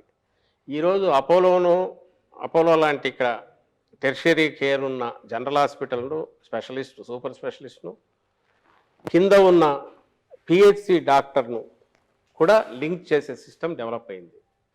ఇప్పుడు ప్రిలిమినరీ స్టేజ్లో ఉంది, ఇంకా అడ్వాన్స్డ్ దీంట్లోకి పోతుంది. అంటే ఒక డాక్టర్గా మీరు ప్రతి ఇంట్లో కదలలేని వాళ్ళు ఉన్నా పోయి చూస్తే అక్కడ ఎంటర్ చేసి ఇదైనాక super specialist is able to see super speciality. ఆ డాక్టర్ ఆయన చెప్పిన అడ్వైజులను ఫాలో అవుతున్నారో లేదో కింద మళ్ళీ చూడడానికి, వీళ్ళు ఫాలో అప్ చేయడానికి వీళ్ళ దగ్గరికి ప్రిస్క్రిప్షన్ వస్తుంది. ఆ కనెక్టివిటీ అనేది 100% చేసే ప్రయత్నం జరుగుతుంది. దీంతోపాటు ఆరోగ్య సురక్షని ఇయర్లీ ట్వైస్ క్యాంపులు కండక్ట్ చేసి వీళ్ళను తీసుకొచ్చి కాంప్రహెన్సివ్ హెల్త్ కేర్ అనేది. దాంతోపాటు ఆరోగ్యశ్రీ దాదాపు 2400, 2500, 3000 వరకు ప్రొసీజర్స్, డిఫరెంట్ ప్రొసీజర్స్, వాటిని అంతకుముందు 1000 ఉండేటి వాటిని పెంచడం ద్వారా, అలాగే అమౌంట్ దానికి సంబంధించినంత వరకు విపరీతంగా పెరిగింది. ఇప్పుడు కాస్ట్ కూడా పెరిగింది. స్పెషలిస్ట్ల వీళ్ళకు పే చేసే అవి పెరిగాయి. వీటిని ధీటుగా తట్టుకోవడానికి కాస్ట్ టోటల్ బర్డన్ గవర్నమెంట్ మీద తగ్గించడానికి నెక్స్ట్ మీరు 10 years అయ్యేసరికి కొత్త మెడికల్ కాలేజెస్ వచ్చి స్పెషలిస్టులు ఇక్కడే తయారై గవర్నమెంట్ ఆటోమేటికల్ మెడికల్ కాలేజ్ అంటే ఇట్స్ వన్ జనరల్ హాస్పిటల్ అంటే ప్రతి జిల్లాకు ఒక ఇది వచ్చేసింది మనకు. ఇప్పుడు పార్లమెంట్ జిల్లా అయినందువల్ల ఓ పార్లమెంట్ పరిధిలో ఒక జనరల్ హాస్పిటల్ వస్తుంది. General hospital is nothing but it's equal to అపోలోనో ఇంకో దానిలో సూపర్ స్పెషాలిటీస్ ఉంది. అంటే పిహెచ్సి నుంచి విలేజ్ క్లినిక్ దగ్గర నుంచి ఇక్కడి వరకు కనెక్షన్ ఇచ్చింది. First it's not just free medicine, comprehensive state of the art ఈరోజు ఎక్కడ అందుబాటులో ఉన్నా అవి తెచ్చే ప్రయత్నం చేసి సక్సెస్ఫుల్గా ఇంప్లిమెంట్ అవుతుంది. రెండవది విద్య. నేను డీటెయిల్ దానికి పోనక్కర్లే, మీరే చూస్తున్నారు, మీ మాటల్లోనే మీరే అన్నారు ఎట్లా ఇది ఉందని. దీంతోపాటు ఇది చదివిన తర్వాత పైకి వెళ్ళాలంటే ఎట్లా, బయట స్టేట్కి వెళ్ళాలంటే ఎట్లా, దానికి అవసరమైన దానికోసం సిబిఎస్ఈని ఈరోజు ఐబీతో ఒప్పందమని ఇవన్నీ ఏవి చేయాల్సిన అవసరం లేదు. జగన్మోహన్ రెడ్డి గారు can get more free time, more he can concentrate, పబ్లిక్లో తిరుగుతూ ఉండొచ్చు, ఇంకోటి చేయొచ్చు. బట్ ఎండ్ వచ్చి ఇది చేసిన తర్వాత ఓ 10 ఏళ్ల తర్వాత ఈ పిల్లాడు చదువుకొని గ్రాడ్యుయేట్ అయిన తర్వాత ఎక్కడికి పోగలడు, ఏం చేయగలడు, మనమే ఫేస్ చేస్తున్నాం. ఈరోజు నేషనల్ దీనికి పోతే మనం కంప్లీట్ చేయాలంటే మదర్ టంగ్ దీనిలో మనం తెలుగులోనే మాట్లాడాలి, ఇబ్బంది పడుతున్నాం. ముందు ఆ షైనెస్ నుంచి బయటపడాలా, గ్లోబల్ సిటిజన్గా గ్రో కావాలా అనేదానికి ఫౌండేషన్ వేసారు. ఇవన్నీ నిజానికి అనవసరం. చాలామంది చెప్తుంటారు, ఎందుకు ఇంత మీరు తపన పడుతున్నారు, మీరు ఇచ్చిన ప్రామిసుల్లో కొన్ని ఇప్పుడు చేస్తే సరిపోయేది కదా. కాదు, ఆ ఫౌండేషన్ వేస్తేనే ఏం చేస్తున్నాం అనేది తెలుస్తుంది. ఎందుకంటే మనకి ఇచ్చింది 5 yearsే ఇది తీర్పు ఇచ్చింది, అంతవరకే మనం ఇది చేయాలని చెప్పి చేశారు. వీటన్నిటి ఫాలో అప్ అనేది సరే హెల్త్ లో మీరు తీసుకొచ్చిన రిఫార్మ్స్ అద్భుతం సార్. ఒక్క విషయం చెప్పండి సార్, సంక్షేమ పథకాల ద్వారా సార్ ఇక్కడ షార్ప్ కడతాను సార్. ఇప్పుడు ఏదైతే జగన్మోహన్ రెడ్డి గారి మానస పుత్రికలు ఉన్నాయో, ఆర్బీకేలు కావచ్చు, సచివాలయ భవనాలు కావచ్చు, విలేజ్ క్లినిక్లు కావచ్చు, ఇవన్నీ నిర్మించింది. ఈ భవనాలన్నీ నిర్మించడం వల్ల అక్కడ ప్రాపర్టీస్ కూడా రేట్లు పెరిగాయి సార్. మంచి ఒక ప్రాపర్టీని మీరు క్రియేట్ చేసినట్టు అయింది సార్.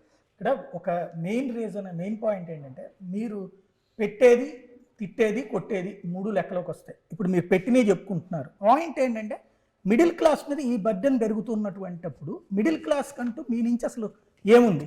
మంచి క్వశ్చన్ మీరు చేసింది. జగన్మోహన్ రెడ్డి గారు జస్ట్ పొలిటీషియన్ లాగానే ఉంటే సమస్య లేదు.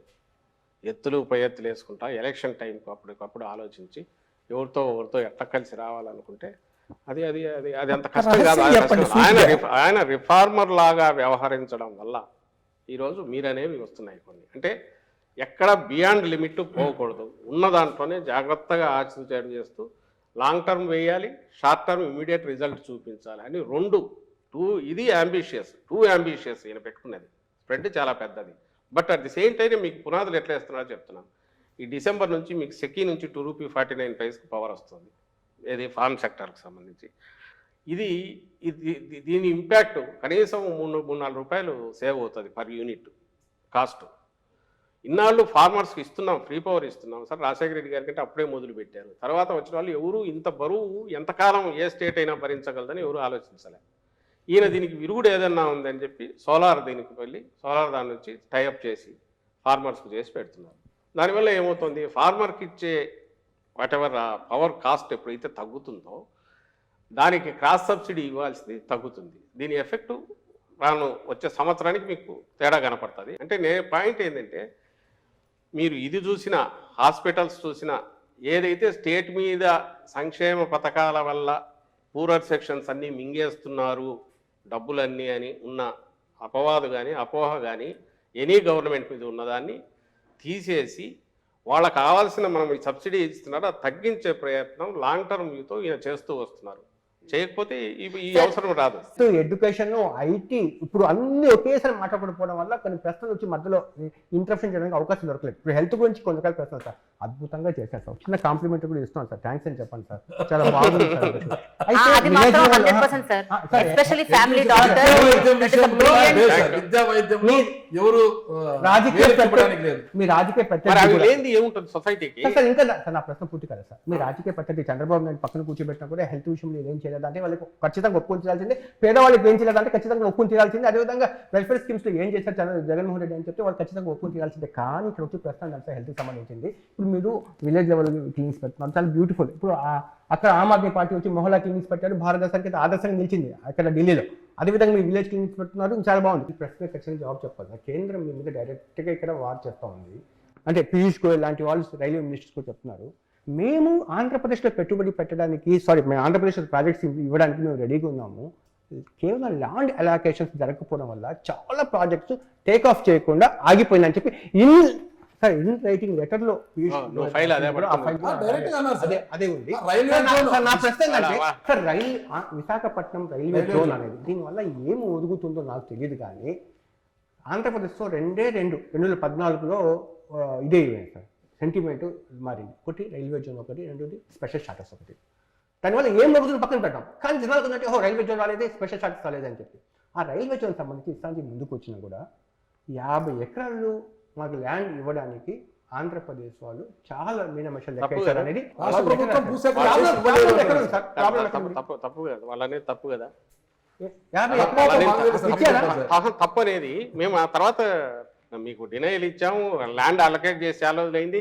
వాళ్ళు ఇచ్చింది టీడీపీ గవర్నమెంట్లో ఇచ్చింది, లిటిగేషన్ ఏదంటే మార్చి వేరే ఇచ్చారు, జనవరిలోనే హ్యాండ్ ఓవర్ చేశారు, అదే అయిపోయింది. ఫస్ట్ దానికంటే హ్యాండ్ ఓవర్ చేయలేదు, అలొకేషన్ ఓన్లీ డాక్యుమెంట్ మీద ఉంది సార్. అవును, అలొకేషన్ చేసి వాళ్ళకి హ్యాండ్ ఓవర్ చేశారు. హ్యాండ్ ఓవర్ చేసింది పంపించనా నీకు? ఇప్పుడు వాళ్ళు ఈ లెటర్ ఎందుకు మరి అలాంటి ఆరోపణ ఎందుకు చేశారు? ఒకటి, అరే మీరు హ్యాండ్ ఓవర్ ఆయన చేశారు. చేసేది మంత్రి ఫస్ట్ బండ వేస్తే అక్కడ ఎట్లా చేశారనే వాళ్ళు అక్కడ పైనుంచి అది వాళ్ళని అడగండి. మీరు బీజేపీ స్టేట్ లీడర్స్ ఉంటారు కదా, అడగండి. వాళ్ళు ఏజెంట్లు ఉన్నారు కదా, చంద్రబాబు ఏజెంట్లు, వాళ్ళు తయారు చేసి ఇచ్చేవాళ్ళు, వాళ్ళు చెప్తారు.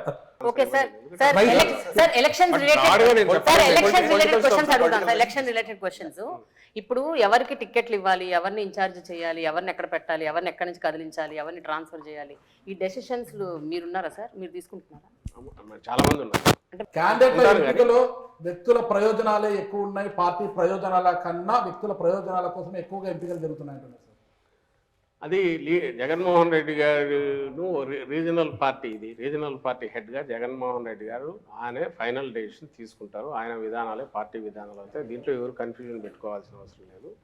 ఇందులో ఎగ్జిక్యూషన్లో ఎక్కడైనా లోపాలుంటే మా పొరపాట్లు ఉంటాయి. First thing. సెకండ్ వచ్చి అట్లా అని ఆయన ఏది యూనిలేటరల్ డెసిషన్ తీసుకోవట్లేదు. అట్లా అందరితో డిస్కస్ చేస్తున్నారు. చేసే వాటిలో నేను ఉంటాను, మిగిలిన సీనియర్ నాయకులు ఉన్నారు, వాళ్ళు ఉంటారు, రీజనల్ కోఆర్డినేటర్లు వాళ్ళు ఉంటారు, వాళ్ళందరూ ఉంటారు. ఇక్కడ నేను అవైలబుల్గా ఉంటాను కాబట్టి, నేను ఉంటాను కాబట్టి మాతో ఎక్కువ మాట్లాడతాను. డెసిషన్ టేకింగ్ లో అందరూ వస్తారు. వచ్చే స్టేబుల్ అయితే ఇది కాకుండా ఎట్లా జరుగుతుంది సామాజిక ట్రాన్స్ఫర్ చేయాలి అన్న ఐడియా ఎవరిది సార్?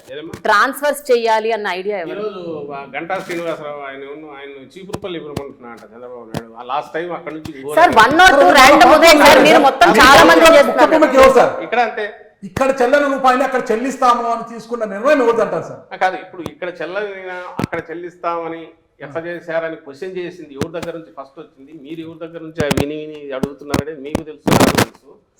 ఇక్కడ పనికిరాని చెత్త అక్కడ ఎట్లా పనికి వస్తుంది అని చంద్రబాబు నాయుడు ఆయన కొడుకు ఇంకోరు అన్నప్పుడు వాళ్ళకు వేసిండాల్సింది క్వశ్చన్. లాస్ట్ టైం మీరు అక్కడ నుంచి ఆమెను పాయకరావుపేట నుంచి అక్కడికి తెచ్చినప్పుడు, లేక అక్కడ నుంచి జవహర్ అనే ఆయన ఇక్కడికి తెచ్చినప్పుడు, లేదా ఇప్పుడు మార్పులు జరిగినా ఇప్పుడు మన పార్టీ విధానాలే చూద్దాం. ఇక్కడ మాకు విధానం అల్టిమేట్లీ ఎలక్షన్స్ లో ఎలక్షన్ టీం ఎట్లుంది, ఫైనలీ ఎంటైర్ టీం పర్ఫెక్ట్ గా ఉందా లేదా అనేది లీడరు మిగిలిన లీడర్లతో చర్చించి పార్టీ తీసుకుంటుంది. అది ఆ పార్టీ ప్రెరాగేటివ్. ఒకటే జాబితాలో వాళ్ళు 99 సార్, 94 టీడీపీ, జనసేన 5 సార్. అర్థం కావట్లా. మేము అనౌన్స్ చేసే టైం వాళ్ళు మొదలు పెట్టలా. ఏం పెద్ద మొత్తంలో మార్చి 15th మేము 2019 ఒకేసారి మొత్తం అనౌన్స్ చేసాము. ఎలక్షన్లు ఎప్పుడు 10 నెలలు కూడా లేవు. మరి ఆ రోజు ఎందుకు ఒకేసారి అనౌన్స్ చేశారంటే మా కాన్ఫిడెన్స్ తో మేము చేసాం. ఈ రోజు మేము చేసినప్పుడు వాళ్ళు చేయలే. ఎవరు అంటే సీట్ లెక్క పెట్టుకుంటారా? అది 175 మేము సిద్ధం. మేమైతే మార్చలేదో వాళ్ళు ఉన్నట్టు, ఎవరైతే మార్చట్లేదో వాళ్ళు ఉన్నట్టు, మార్చిన చోట మారుతుంటారు. నా క్వశ్చన్ అదే సార్, ఇప్పుడు ఇచ్చిన కొత్త ఇన్ఛార్జ్ అంతా క్యాండిడేట్స్ ఎవరు? ఇప్పుడు మీరు ప్రకటించిన కొత్త ఇన్ఛార్జ్ అందరూ క్యాండిడేట్స్. కొత్త లిస్ట్ మారిన వాళ్ళు క్యాండిడేట్స్. ఇప్పుడు మారిన వాళ్ళు ఎవరున్నారో వీళ్ళు క్యాండిడేట్స్ అవుతారు. సిట్టింగ్ సిట్టింగ్ ఎవరున్నారో వాళ్ళు ఉంటారు. వీళ్ళలో ఏమైనా చేంజెస్ ఉంటే మాకు వెళ్ళగా వస్తాయి. కానీ ఫైనల్ దీనికైతే ఓ లిస్ట్ అయితే ఫైనల్ గా అనౌన్స్ చేస్తాం. ఫైనల్ లిస్ట్ టోటల్ గా 175 అనౌన్స్ చేస్తాం. అన్ని చేంజెస్ ఉండవు కాబట్టి, ఉండని కూడా అనౌన్స్ చేయాలి కాబట్టి ఫైనల్ గా ఓ లిస్ట్ అనౌన్స్ చేస్తాం. సజ్జల రామకృష్ణారెడ్డి గారు అంటే వైఎస్ఆర్ కాంగ్రెస్ పార్టీలో ట్రబుల్ షూటరా, ట్రబుల్ మేకరా? గవర్నమెంట్ లో అడ్వైజర్ అనేది నాకు సంబంధించిన కొంచెం ఫ్లెక్సిబిలిటీ కోసము, విధానాల పరంగా ఎక్కడైనా చర్చలు జరిగినప్పుడు పార్టిసిపేట్ చేయడానికో గవర్నమెంట్ లెవెల్లో ఇది కావడానికి పనికొస్తుంది తప్ప దీనివల్ల కిరీటం ఏం కాదు. పార్టీ ప్రధాన కార్యదర్శి జగన్మోహన్ రెడ్డి గారికి ఉన్న పేరు ఏంటంటే ఇప్పటి వరకు ఆయన నమ్ముకున్న వాళ్ళని వదులుకోడు, అట్లా స్టిక్ ఆన్ చేసి పట్టుకొని ఉంటారు అని. కాపు రామచంద్రారెడ్డి గారు ఆయన పార్టీ పెట్టినప్పటి నుంచి ఉన్నారు. ఆళ్ళ రామకృష్ణారెడ్డి గారు, ఇంకా చాలా పేర్లు చెప్పగలరు. అటువంటి వాళ్ళు పార్టీని వదిలేసిపోతున్నారు అంటే ఎక్కడో కోఆర్డినేషన్, కమ్యూనికేషన్ మిస్ అవుతుంది ఆ పార్టీలో. అటువంటి వాళ్ళు కూడా పార్టీని వదిలేసిపోతున్నారు అంటే మీలాంటి వాళ్ళు, పక్కన ఉన్న వాళ్ళు కమ్యూనికేట్ చేయడంలో, కోఆర్డినేట్ చేయడంలో ఫెయిల్ అవుతున్నారా? జగన్మోహన్ రెడ్డి గారు ఎవరిని వదులుకోవట్లా. వాళ్ళకున్న ఆవేదన, వాళ్ళకు వచ్చిన ఆవేశం వల్ల, వాళ్ళకు వచ్చిన అధికార పార్టీ వదిలేసి జగన్మోహన్ రెడ్డి గారి దగ్గరికి వచ్చిన వాళ్ళు, అవును, వాళ్ళు కూడా అధికారంలో ఉన్నప్పుడు పోతున్నారు అంటే ఎక్కడో మీరు వాళ్ళు కూడా రిజెక్ట్ చేయట్లా కదా. మీరు అడిగిన క్వశ్చన్లోనే ఏ బేసిస్ మీద మనం సెలెక్ట్ చేస్తున్నాం అన్నప్పుడు అవకాశాలు పార్టీ అల్టిమేట్ గెలవాలా, గెలిచి అధికారంలోకి మళ్ళీ రావాలా, కంఫర్టబుల్గా రావాలా, బ్రహ్మాండమైన మెజారిటీతో రావాలా. ఏ పార్టీ అయినా కోరుకుంటుంది. అధికారంలోకి రావాలని కోరుకోవడం తప్పు కాదు కదా. బట్ లాయల్ గా ఉన్న వాళ్ళని కన్విన్స్ చేసి టిక్ ఆన్ చేసి పెట్టుకోలేకపోతున్నారు. పార్టీలో ఉండొచ్చు కదా, పార్టీలో ఉండొచ్చు, కన్విన్స్ చేస్తున్నాం. అది వ్యక్తిగతం. ఇప్పుడు అదే అది చాలా మంది కన్విన్స్ చేశారు. మీరు ఓవరాల్ పర్సెంటేజ్ చూస్తే మా రిటెన్షన్ దీన్ని చూస్తే 80% 90% ఉంది. 10% ఎక్కడో ఇది కావచ్చు. వాళ్ళు కూడా ఎవరు మీరు గతంలో కూడా మీరు గమనిస్తే 23 మంది పార్టీ లాక్కున్న అంత అడ్డంగా వాళ్ళు కొని అడ్డగోలుగా డబ్బులు పే చేసి చంద్రబాబు నాయుడు లాక్కున్నా నాకు తెలిసి చాలా తక్కువ మంది మాత్రమే విపరీతంగా బండలు వేశారు ఈయన మీద, జగన్మోహన్ రెడ్డి గారి మీద. మిగిలిన పెద్ద మాట్లాడాల. ఇప్పుడు అంతే. ఇప్పుడు ఎవరు నెగిటివ్ పెద్ద మాట్లాడారు. బయటకు పోయిన వాళ్ళు కూడా ఉన్న వాళ్ళను ఉంచుకోగలిగాం మెజారిటీ 80%. దేనివల్ల అంటే నాయకుడి మీద నమ్మకం. ఇక్కడ వచ్చిన డౌట్ అండి, దీంట్లో అభ్యర్థుల పరంగా అంటే సాధారణంగా ఎవరైనా సరే ప్రతిపక్షంలో ఉన్నప్పుడు ప్రయోగాలు చేస్తారు. మీరు అధికారంలోకి వచ్చిన తర్వాత ఇప్పుడు ప్రయోగాలు చేస్తున్నారు. బీసీలకి ఓసీ సీట్లు ఇవ్వటము. ఇప్పుడు ఏదైతే జగన్మోహన్ రెడ్డి గారు చేస్తున్నారో, మీరు అధికారంలోకి వచ్చిన డే 1 నుంచి లేదా అంతకుముందు నుంచి అనౌన్స్ చేసిన దగ్గర నుంచి కంటిన్యూటీ ఉంది. ఏది ఐసోలేటెడ్గా రాలా.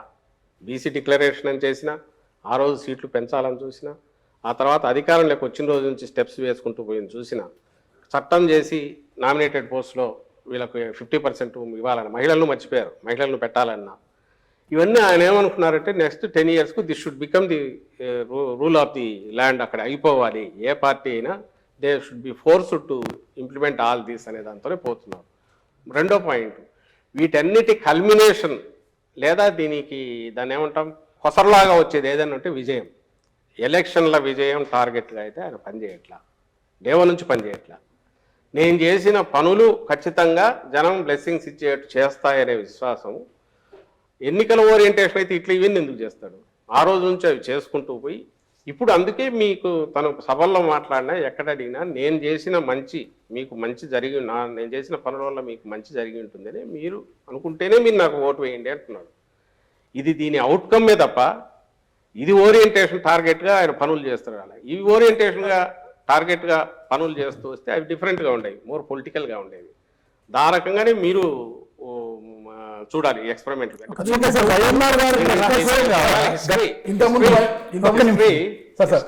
ఎలక్షన్ల తర్వాత గెలుపోవటంలో అనేది ఆయన ఇప్పుడు కూడా అంటుంటారు, మనం చేయాలనుకునేది సిన్సియర్గా నమ్మి చేశాము, ఈ రిజల్ట్ ఎట్లన్నా ఉంది. రిజల్ట్ బ్రహ్మాండంగా ఉంది నేను ఎందుకు అనుకుంటున్నామంటే తెలుస్తుంది కాబట్టి మాకు వచ్చే రెస్పాన్స్. సంక్షేమ పథకాలు ఆపితే మాత్రమే ఓటు బ్యాంకు గండి పడుతుంది అని ఒక అభద్రత భావన చేస్తున్నారా? అలా మంచి క్వశ్చన్ నువ్వు అడిగింది. అది ఎప్పుడు వస్తుందంటే ఈ టోకెన్ గా ఓన్లీ నేను ఇంతకుముందు అన్నట్టు అమ్మఒడి, రైతు భరోసా అవన్నీ ఇచ్చి చేతులు దులుపుకుంటే మీకు అందరికి ఇచ్చాను, దాన్ని పెంచొచ్చు కూడా కొంచెం చేసేస్తే అక్కడికి అయిపోతుంది. అంటే డోలౌట్స్ అంటాం థాయిలాల్లాగా, ఏదో లైక్ ఇప్పుడు గ్యాస్ సిలిండర్లో లేక బస్సులో ఫ్రీ ఇదో ఇలాంటివి అవి టెంపరీగా అప్పటికప్పుడు ఉపయోగపడేవి. అలాంటివి చేస్తే మీరు అనేది కావచ్చు. ఈయన కంటిన్యూటీ, నేను అమ్మఒడితో మిగిలినవన్నీ ఆయన చెప్పినవి కాదు. అమ్మఒడి ఒక్కటి ఇచ్చినందువల్ల ఎప్పుడైతే కుదరదు అనుకున్నాడు. ఎందుకంటే ఆ పిల్లలు అక్కడికి పోతే ఆ స్కూల్కి పోలేరు, కాన్వెంట్కి పోతే కాస్ట్ ఎక్కువ. కాబట్టి మన స్కూల్లే రెడీ కావాలని చెప్పి 15,000 కోట్లు పెట్టాడు కదా. అక్కడ ఆయన విజన్ కనిపిస్తుంది. నాట్ వల్ల ఏదో అది ఊరికే సంక్షేమం అనేది కనుక కాదు. దాంతోపాటు వస్తున్న స్ట్రక్చర్స్ ఇవన్నీ లోకల్ వర్క్లో భాగం. ప్రతిదీ ఈ సంక్షేమం నుంచి ఫ్యామిలీ డెవలప్ అవుతుంది. ఫ్యామిలీ ఓరియంటెడ్గా ఏదైతే మనం చేస్తున్నాం సంక్షేమం, దాంతోపాటు సొసైటీ డెవలప్ అవుతుంది. పవన్ కళ్యాణ్ గారు బలవంతుడా బలహీనుడా? పవన్ కళ్యాణ్ బలవంతుడిగా చూస్తున్నారా బలహీనుడు? బలవంతుడు జనం చూడాలి, మాకేం బలవంతుడు కానప్పుడు అంత టార్గెట్ ఎందుకు చేస్తున్నారు? ఎందుకు చేస్తున్నాం? చంద్రబాబుకు సంబంధించినంత వరకు what ever he has the capacity ఉన్నది. తన అభిమానులు కావచ్చు, లేదా తన మీద ఆశ పెట్టిన ఆయన సామాజిక వర్గాల కావచ్చు, తనకేదో మా దగ్గర నుంచి ఒక టాప్ పొజిషన్ పోతా ఉన్న వాళ్ళు కావచ్చు, ఆ క్లౌట్ ఏదైతే ఉందో, విచ్ అర్లియర్ లాస్ట్ టైం నిలబడినప్పుడు కొన్ని కాన్స్టిట్యున్సీస్లో అక్కడక్కడ స్కాటర్ అయ్యి కనిపించిందో గోదావరి జిల్లాలో, అక్కడ వాళ్ళకు సంబంధించి ఇవన్నీ గుత్తమొత్తంగా తీసుకెళ్ళి చంద్రబాబు నాయుడుకు అప్పచెప్పాలని చూస్తాడు. చంద్రబాబు నాయుడు దానివల్ల బెనిఫిట్ అవుతున్నాడు కాబట్టి పాయింటెడ్గా చెప్తున్నాము. రెండవది ఏ క్వశ్చన్లో చెప్పాము, పవన్ కళ్యాణ్ గారు ఆబ్జెక్టివ్ గానో ఇంకో రకంగానో విమర్శలు చేయట్లా. చంద్రబాబు నాయుడు ఏది ఇస్తే దాన్ని స్క్రిప్ట్ చదువుతున్నాడు ఒకటి. దానికి మించి కూడా అడుగులు వేసి ఆయన ఏ రోజు అధికారంలోకి రావాలనుకునే ఇది కానీ దానికి తగినట్టు పార్టీ నిర్మాణం కానీ చేయకుండా నేను అధికారంలోకి వస్తే చేస్తానన్నప్పుడు ఎగతాళి చేస్తారు. ఇంకోటి అడుగుతున్నారు పొలిటికల్గా. అది తప్పకుండా హీ హాస్ టు ఫేస్. అసలు పొత్తుల కోసం ఇది ప్రయత్నం అనేది జగన్మోహన్ రెడ్డి గారు ఈ రోజు గారు మళ్ళీ కాదు రేపు కూడా చెప్తున్నా, ఆయన ఎప్పుడూ పొత్తుల కోసం అయితే ప్రయత్నం చేయరు. ఎందుకంటే ఆయన పాలసీ ఒక్కటే, ప్రజలకు మనం జవాబుదారీగా ఉండాలా, మన పార్టీ జవాబుదారీగా ఉండాలా. నలుగురితో పెట్టుకుంటే ఎవరి తరపున మనం వకాలు తప్పించుకుంటాము, జనానికి ఎట్లా చెప్తాము. అందువల్ల వాళ్ళు కూడా అట్లే చేయాలి ఆయన కోరిక. పవన్ కళ్యాణ్ గారు కూడా 175 సీట్లలో తన మనుషులను పెట్టి ఇన్ఛార్జీలను పెట్టి ఒక పార్టీగా ఎదిగి కంపీట్ చేసి పోటీ పడి రాగలిగితే మంచిదే. That would be healthy democracy అని. అట్లా కాకుండా అతుకులు వేసుకొని రావడం కరెక్ట్ కాదు. సార్ మీరు ఆనాటికి ఈనాటికి ఒకసారి పోల్చి చూస్తే how has the scenario change sir with respect to journalism and politics?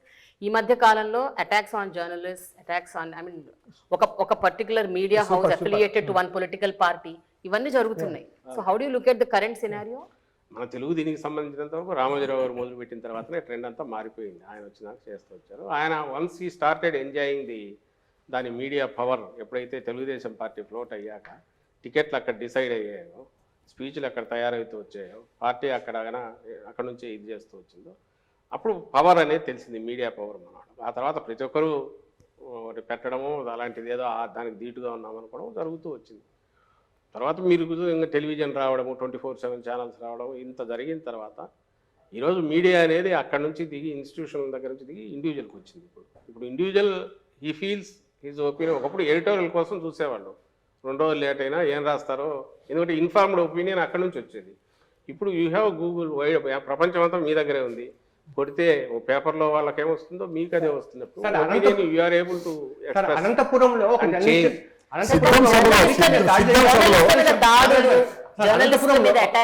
చెప్పేది పూర్తి కాలేదమ్మా. అది మాది కార్యకర్తల సభ. That is not public meeting. ఒకటి ఫస్ట్ థింగ్, కార్యకర్తల సభ. అక్కడికి వచ్చిన వాళ్ళంతా మా కార్యకర్తలు వచ్చారు. ఇతను మీడియా తరఫున పోయింటే ఫ్రంట్లో మీడియాకు ఉన్నాయి ప్లేస్, అక్కడ లేడు, వెనక ఉన్నాడు. అతను ఏం మాట్లాడాడో తెలియదు. మాకు తెలిసింది అయితే రెచ్చగొట్టాడు, బూతులు తిట్టాడని, లీడర్ను గురించి బూతులు తిట్టాడని అన్నారు. అక్కడ ఎవడో రియాక్ట్ అయ్యాడు. దానికి సంబంధించి కేసు బుక్ అయింది, జరుగుతుంది. పాయింట్ ఇక్కడ ఒక పాయింట్ అబ్జర్వ్ చేయాల్సింది వచ్చేసి, మీరే అన్నారు ఇంతకుముందు ఈనాడులో దాని గురించి చెప్తే, నేను వాళ్ళు ఎందుకు రాస్తున్నారు చెప్తే ఆ పక్కది నిజమే, అది కాదన్నారు. అంటే తెలుగుదేశం పార్టీ కార్యకర్తల కంటే మించి విషం కక్కుతా జగన్మోహన్ రెడ్డి గారి అంతం చూడాలనే దాంతో, మా పార్టీ అంతం చూడాలనే దాంతో నడుస్తున్నవి 2 తెలుగుదేశం పార్టీ కరపత్రాలుగా మేము భావిస్తున్నాం. అఫీషియల్గా వాటిని బ్యాన్ చేసాం. మా మీటింగులకు వద్దని చెప్పాం, రావద్దు, దండం పెట్టాం. సాక్షి పోవట్లే అక్కడ, పోదు. ఎందుకంటే సాక్షి వెహికల్స్ తగలబెట్టారు ఇంతకుముందు. మీకు గుర్తుంటే డిఎస్ ఎంజిన్ కూడా పగలగొట్టారు అక్కడికి పోయినప్పుడు. అది ఇంకా పబ్లిక్ మీటింగ్ నడుస్తున్నది, అక్కడ పోయినప్పుడే కొట్టారు. కొట్టిన తర్వాత వాళ్ళు చెప్పారు మేము ఇది నడుస్తుంది, ఈ సిచ్యువేషన్ వాస్తవం, దానికి కాదనొద్దు. అది లేదు కదా, ఇది కాకుండా ఏదో ఆబ్స్ట్రాక్ట్గా మీడియా ఫ్రీడము ఇదనే అనొద్దు. ఈ పరిస్థితిలో వచ్చినప్పుడు దానికి మేము రెస్పాన్సిబిలిటీ తీసుకోలేము. అట్ ది సేమ్ టైం గవర్నమెంట్లో ఉన్నాం కాబట్టి కేసులు బుక్ చేసాం. కేసు బుక్ చేయకుండా ఏం ఆపలేదే, ఇమీడియట్ కేసు బుక్ చేశారు, నడుస్తుంది. అది నడుస్తుంది. అరెస్ట్ అయ్యి, నాకు తెలిసి అయితే అరెస్ట్ అయినట్టున్నాడు. చంద్రబాబు నాయుడు గారు చేసినట్టుగా వనజాక్ష ఒక ఎంఆర్ఓను జుట్టుబట్టి ఈడ్చో లేకుంటే అసభ్యంగా చేసిన చింతమనేని ప్రభాకర్ ఎమ్మెల్యే చేసేలాగా పంచాయతీ చేయలేదే. ఆర్టీఏ దగ్గర ఏదో గొడవ జరిగితే పంచాయతీ చేసినట్టు చేయలేదే. అప్పుడు బాలసుబ్రహ్మణ్యం ఎవరో కమిషనర్ ఉంటే గొడవ అయితే ఆయన పంచాయతీ చేసినట్టు చేయలేదే. చట్టం పని చేసిపోతుంది. మేము despite we being in the power అది చేస్తున్నాము. ఇంకో పక్క రెస్పెక్ట్ ఇవ్వాల్సిన చోట ఇస్తున్నాము. ఎవరు పొమ్మన్నాడు అక్కడ? కార్యకర్తల సభలోకి పోయి అక్కడ పోయి తిడితే ఎవరు దానికి బాధ్యత ఎట్లా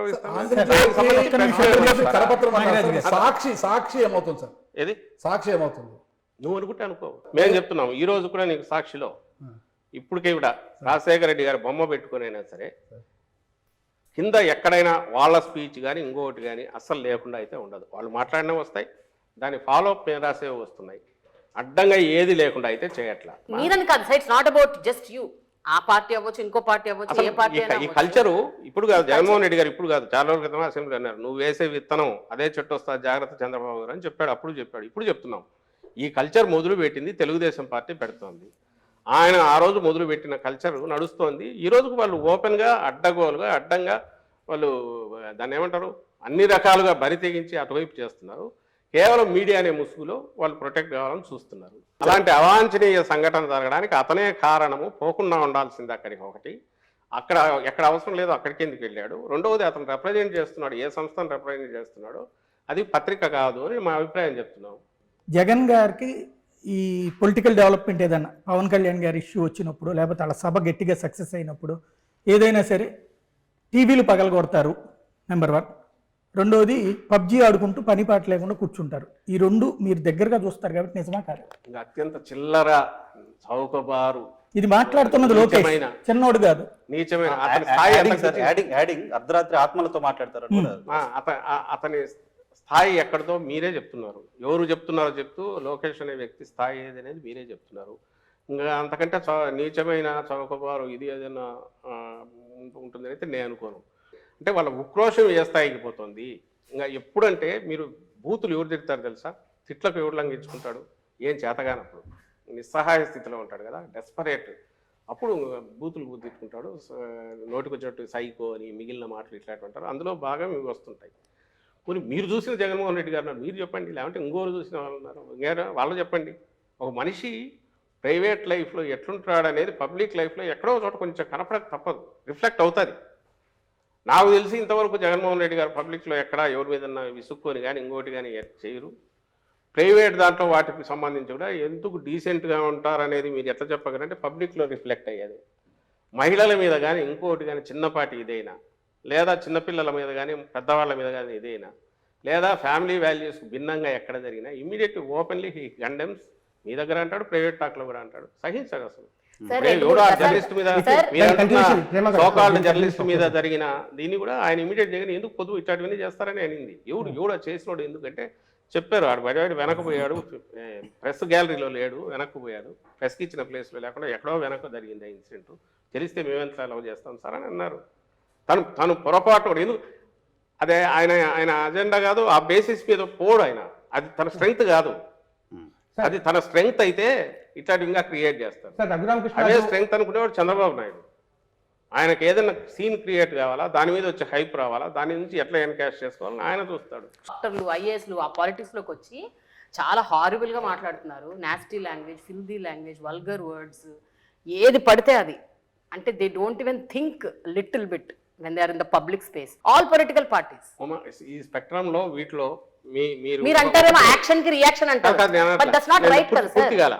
ఒకప్పుడు మీకు బాగా అంటే మాకు గుర్తుండి మేము జర్నలిజం 80s వరకు కూడా కులం పేరు రాసేవాళ్ళు కాదు, ఒక సామాజిక వర్గం మతం పేరు రాసేవాళ్ళు కాదు. ఎందుకంటే that may cause lead to further ఇది. తర్వాత ఎందుకు మీడియా అట్లా మారింది? అడ్డంగా రాస్తున్నారుగా, కులాలకు లెక్క పెట్టి. ఎక్కడి నుంచి వస్తుంది ఇది? ఎక్కడ మొదలైంది ఎక్కడ అనేది చెప్పలేం, కానీ సమ్వేర్ ఇట్ స్టార్టెడ్ 90s తర్వాత మొదలవుతుంది. సీఎన్ నియంత్రణ అవసరం కాదు సార్, ఎక్కడ వచ్చిన సీఎన్ నియంత్రణ అవసరం కాదు దీనికి. ఇది ఇప్పుడు మీరు ఎట్లయితే వెల్ఫేర్ స్కీమ్స్ విషయంలో ఒక సార్ ఇప్పుడు మీరు ఎట్లయితే వెల్ఫేర్ స్కీమ్స్ విషయంలో ఒక సెల్ఫ్ అవేర్నెస్ తో ఒక డిఫరెంట్ రెవల్యూషనరీ తీసుకొచ్చారు, పాలిటిక్స్ లో ఎందుకు తీసుకురావట్లేదు? మీకు బ్లాంక్ దీని మీద సైన్ చేసి ఇస్తాను, మీరు కంపేర్ చేయండి. ఎక్కడ ఆరిజినేట్ అవుతుంది, ఎక్కడ దీనికి వచ్చింది అనేది ఒకటి. ఎంత పర్సెంటేజ్ ఆఫ్ మా దగ్గర నుంచి మాట్లాడేవాళ్ళు కానీ ఇంకొకరు కానీ అసహనం కానీ ఇంటాలరెన్స్ కానీ టోటల్ పర్సెంటేజ్ చూడండి. యాజ్ ఎ రీజనల్ పార్టీ మా దాంట్లో అక్కడ చూడండి, మీకు ఖచ్చితంగా మాది అతి తక్కువ ఉంటుంది. నేను ఖచ్చితంగా చెప్పగలను, తక్కువ ఉంటుంది, బ్యాలెన్స్డ్ ఇదే ఉంటుంది ఒకటి. సెకండ్ వచ్చి ఈరోజు జగన్మోహన్ రెడ్డి గారు ఏదైతే ఫిక్స్ చేసుకొని వచ్చారో ఈ సెట్ ఏ న్యూ రూల్స్ ఈ గేమ్కు, పాలిటిక్స్ అనేది న్యూ జనరేషన్ పాలిటిక్స్ మొదలయ్యాయి.